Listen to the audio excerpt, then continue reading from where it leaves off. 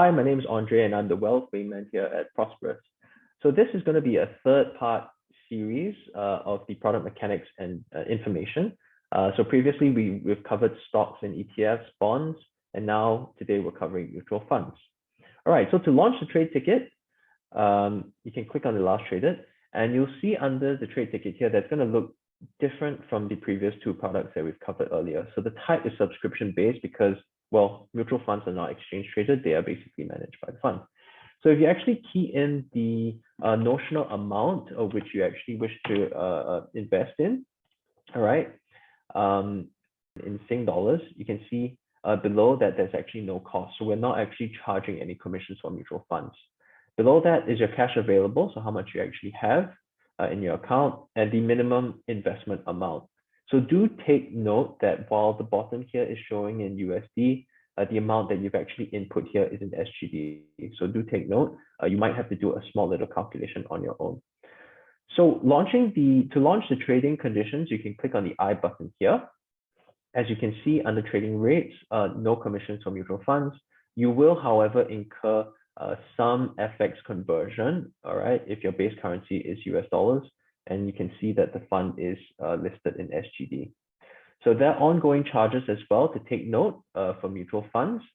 To get an indicative idea of how much that's going to cost you, you can go to the cost tab here and go to the bottom to see what the ongoing charges is going to cost you for a 1 month holding period.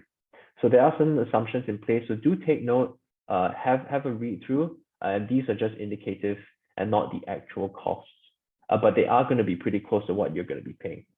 All right. Last but not least, under the instrument tab here, all right, you can see here that there's ISIN.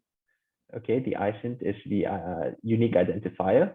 The risk indicator just basically states how risky this specific mutual fund is deemed to be. So settlement is 3 working days. Redemption is also 3 working days. And as you scroll further down, you can see actually the trading times available here as well. Okay, so that's pretty much it for in terms of the information that you require for mutual funds. So do take note, remember that it's in the nominal amount, and the 3 working days it will take for you to actually know what price you've actually entered the mutual funds at.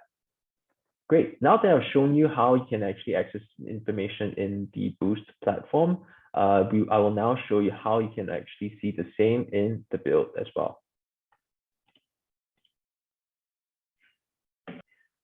Okay, great. So once you actually manage to launch the build platform and go into the mutual fund of your choice, all right, it would bring you to a product overview page right here. So there are 2 ways to actually do this. One is open up the trade ticket here, and at the top, you can click on the I button here to bring you to the trading conditions.